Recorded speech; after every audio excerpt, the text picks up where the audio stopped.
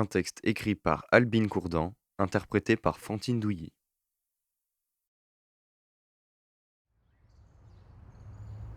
Je suis quelqu'un d'ordinaire, incroyablement ordinaire. S'il y avait un prix de la normalité, je le remporterais haut la main. Enfin non en fait, puisque je suis trop ordinaire pour gagner un prix. Enfin donc, je suis bien normale, de taille moyenne, cheveux châtain clair, yeux gris-bleu, vert marron selon la luminosité du ciel, poids pas idéal, mais presque. Employé de bureau, pas tout à fait modèle, mais proche des loyaux services. Face aux emmerdements, je n'éprouve ni haine, ni honte. C'est la vie, quoi. Normal, je viens d'une famille de classe moyenne, ou classe médiocre, comme on veut. Je gagne des sous, juste assez pour vivre. Je les compte sans joie, sans angoisse. Puis de toute façon, j'ai pas à me plaindre. Je mange, je suis logée. J'ai des maladies, ordinaires, elles aussi. Rien qui impressionne, qui apitoie ou qui émerveille. Je me chope des rhumes qui font renifler, tousser, ou un AVC du côlon. Pas très élégant, hein. Ou des migraines. Tu sais pas trop d'où ça vient, tes proches le remarquent à peine, t'as l'air moche, et tu ne peux que dire j'ai mal au crâne, je peux pas me lever. Et tu sais pas comment ça part. Quand tu guéris, on ne peut même pas parler de résilience ou de miracle. T'as plus mal à la tête, quoi, c'est tout. Ma normalité avait donc fini par m'exaspérer, me rendant invisible au monde et inexistante à moi-même.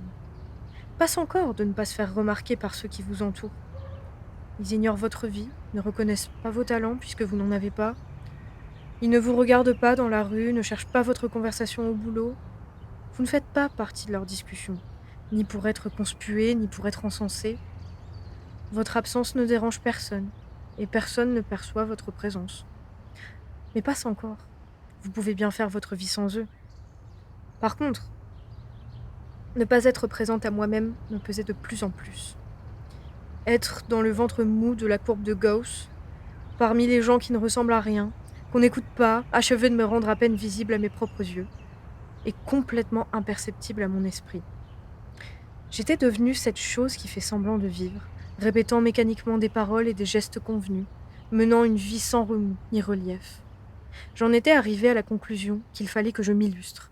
D'une manière ou d'une autre, dans la fange ou la lumière, dans le crime ou la sainteté, c'est pas donné à tout le monde. Et un jour, j'ai rencontré Georges. Oui, bonjour, je m'appelle Georges, je suis le nouveau collègue du bureau d'à côté. J'ai vu sa tête hirsute dépasser de l'encadrement de la porte. Une bonne tête de brave type banal. Bonjour Georges, ravi. Nous nous sommes remis chacun au boulot dans nos bureaux, à nos tâches quotidiennes. Comme moi, il ne ressemblait à rien d'extraordinaire. Insignifiant employé, ni petit, ni grand, qui rendait au patron ses bilans financiers chaque vendredi à 15 heures, avec sa phrase rituelle dans une intonation neutre. Voilà monsieur, les bilans de la semaine. Encore une normalité à mourir. Un jour, je lui ai demandé un renseignement dans son bureau. Il m'a répondu calmement en allant chercher des éléments dans un dossier. Il tournait les pages avec une attention délicate, comme pour ne rien froisser, avec un mouvement souple qui trahissait un grand respect pour le travail de ceux qui avaient rassemblé les données et les avaient couchées sur le papier. Puis, d'une précision quasi amoureuse, il prit un stylo et écrivit les renseignements sur une feuille qu'il me tendit dans une tendresse infinie. À quoi repère-t-on la tendresse infinie dans un bout de post-it tendu dans l'air moite d'un bureau mal aéré? Peut-être à une douceur surnaturelle, appliquée à une banalité sans nom. Et puis, je l'ai croisé à la cafétéria. Il buvait son café, tiède. Il avait amené des pommes, classiques. Des pommes pas tout à fait jaunes, pas tout à fait vertes, poquées, pas vraiment moches, mais pas vraiment belles. Il les déposait dans une assiette en carton recyclé. Il les posait avec une certaine grâce dans le poignet, comme si sa main était attentive à ne pas bousculer les fruits, à reconnaître leur présence odorante et sucrée.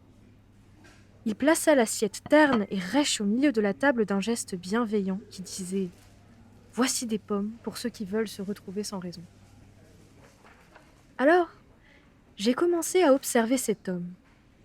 Quand il croisait des collègues, sans dire mot, ses yeux se posaient dans les leurs, comme pour les pommes. avec délicatesse. En fait, il souriait des yeux, et selon les plissements qui se dessinaient, je finis par en décoder les sens. Il y avait les plis qui disaient Ça va, belle journée aujourd'hui. Ceux qui s'inquiétaient Tiens, tu as l'air fatigué. Ceux qui invitaient Viens me voir à la sortie du bureau, tu m'expliqueras ce qui ne va pas en ce moment. Parfois ses yeux lancés Tu es tellement belle aujourd'hui. Ou il plaisantait Ben mon pote, tu t'es encore chiffonné avec ta femme, tu me raconteras au café. Cet homme-là, avec sa tête de type qu'on ne verra jamais dans le journal, avec sa voix qui s'efface dans le bruit de fond et sa silhouette qui disparaît dans le papier peint, cet homme-là donnait du bonheur aux gens, sans vague, sans éclat. Quand il était présent dans une réunion, on l'entendait à peine. Et pourtant, chefs et sous-chefs, les moins que rien et les plus que tout étaient en phase, comme apaisés. Même si on devait se prendre le chou, dès qu'on croisait son regard, on entendait « C'est vrai que tu as raison, mais laisse dire, le tout c'est qu'on avance. » En fait, Georges était un créateur d'ambiance. Une sorte de pot pourri dont le parfum inodore remplaçait avec subtilité les effluves composites et douteuses des fioles grasses et colorées. Dans son ordinaire présence au monde, Georges, barycentre de la norme, aux antipodes de l'originalité, faisait revivre les éteints, amener le sourire aux blasés, fermer le clapet des cons sans qu'ils s'en aperçoivent, renvoyer les agressifs à leur fragilité. Je suis contente d'avoir rencontré Georges.